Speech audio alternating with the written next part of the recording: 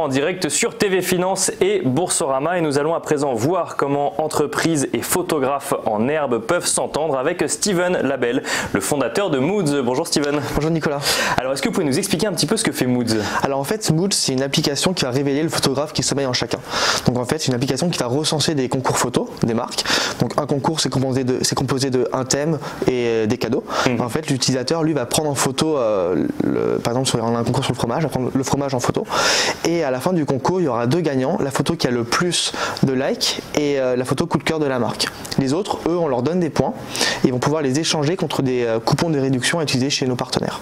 Alors pour bien comprendre du coup, en fait, donc l'utilisateur télécharge l'application sur son smartphone. Oui. Ensuite va prendre des photos, donc là par exemple de fromage comme on donne l'exemple, et ensuite c'est la marque qui, quel est l'intérêt de la marque du coup de faire appel à une communauté de photographes amateurs pour prendre des photos de fromage ou d'autres? Alors en fait les marques aujourd'hui ils ont plusieurs problématiques dont comment fédérer une communauté, comment créer sa communauté.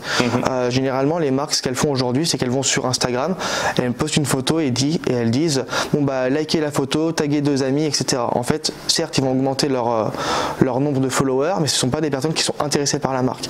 Chez Moods nous on va vous dire qu'une participation c'est une photo, donc du coup déjà c'est vraiment du contenu que vous générez pour votre marque. Donc c'est la photo qui a été prise, vous pouvez la réutiliser sur votre communication parce que c'est vous qui organisez le concours.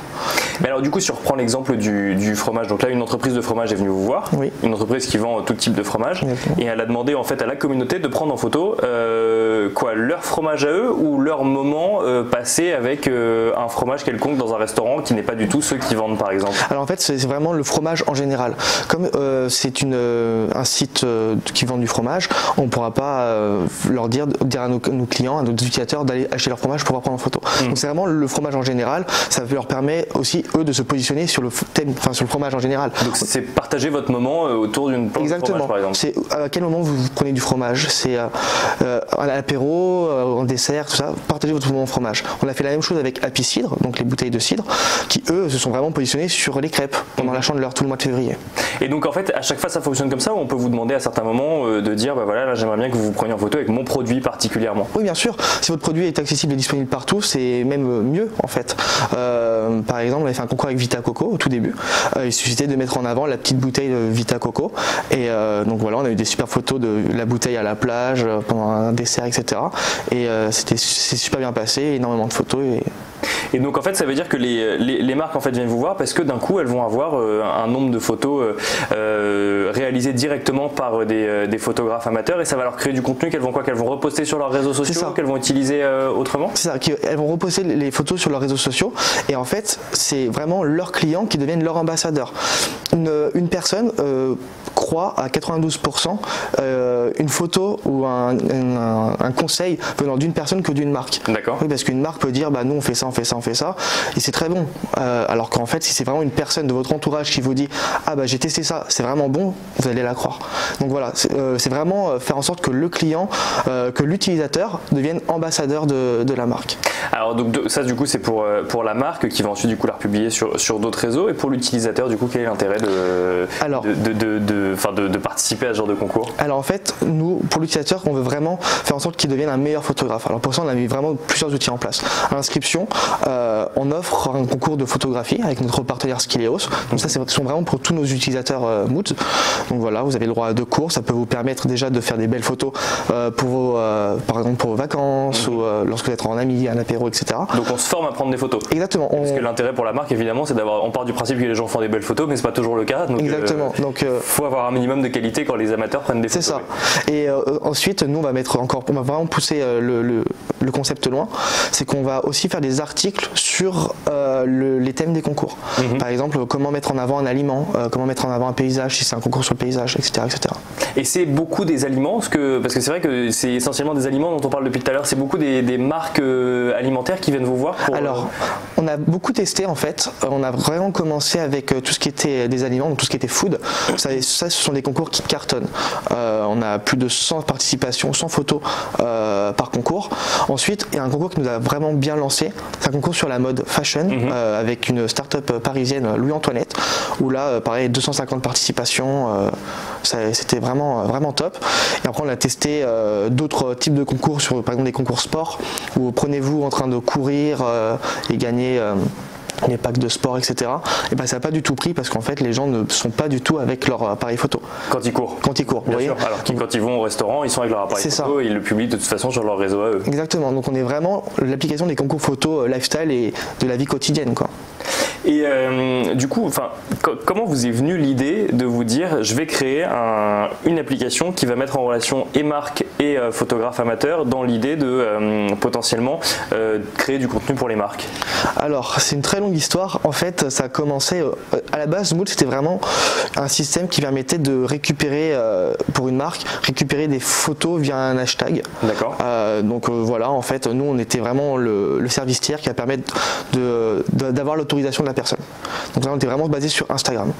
Après avec tout. Vous faites partie d'un réseau social déjà existant. Exactement. En se disant avec cette idée quand même de mettre en relation les marques qui avaient besoin de ce contenu et les utilisateurs qui publiaient du contenu, mais pour le coup pas parce qu'on leur avait demandé, mais simplement quotidiennement sur leur vie de tous les jours avec les produits qu'ils utilisaient. C'est exactement ça. Et du coup nous on était vraiment le service qui allait leur demander l'autorisation de pouvoir réutiliser la photo. Instagram ils ont dû adapter leur politique avec tout ce qui était RGPD et du coup on a vraiment dû s'adapter et créer vraiment notre propre application. Donc voilà, du coup quand une personne s'inscrit sur Moods, elle sait très bien que la marque peut reposter sa photo. Et si jamais la marque est vraiment intéressée par la photo et veut l'utiliser commercialement, nous on met la marque en relation avec l'utilisateur pour pouvoir faire l'achat de la photo directement. Et alors j'imagine que les entreprises sont assez sensibilisées à cette notion de RGPD, elles en ont suffisamment entendu parler, pour autant leur expliquer que du coup ça se passe plus par un réseau social aussi connu qu'Instagram, elles l'entendent facilement? Oui, parce qu'en fait Instagram n'est pas adapté pour ça. Aujourd'hui les marques ce qu'elles font c'est que généralement quand elles postent une photo sur une Instagram, un autre réseau social. Sur un autre réseau social, en fait prendre la photo, reposter, mettre le crédit. En fait ça normalement vous n'avez pas le droit, il faut vraiment qu'il y ait un accord en fait avec la personne. C'est toléré mais c'est pas la bonne pratique. Chez nous on a vraiment la bonne pratique. À tout moment l'utilisateur sait que sa photo est réutilisable. Ça, quand ils publient sur Moods, du coup ils savent que de toute façon la photo peut être utilisée par une marque, puisque de toute façon ils le font pour la marque dans le but d'obtenir une rétribution ou une compensation ou un cadeau. Exactement. Et quel est le business model derrière ça? Du coup j'imagine que les photographes amateurs ne payent pas pour télécharger l'application, c'est les entreprises qui payent pour créer des concours? C'est ça, ce sont les entreprises qui payent pour créer les concours parce qu'en fait ils ont plusieurs avantages. Comme on disait, on leur génère du contenu, on utilise la créativité de leur communauté pour consolider leur image de marque. Donc ça ce sont des choses qui sont hyper importantes. Aujourd'hui elles vont passer par des photographes professionnels, ça va leur coûter beaucoup plus cher et alors que comme je vous disais les utilisateurs, les clients n'ont pas confiance avec les marques, alors que là ce sont vraiment... On préfère des photos qui soient pas trop professionnelles et qui soient plus réalistes. Exactement, parce qu'en fait on connaît la personne, on sait que c'était vraiment pris par une personne qui a utilisé le produit. Vous voyez?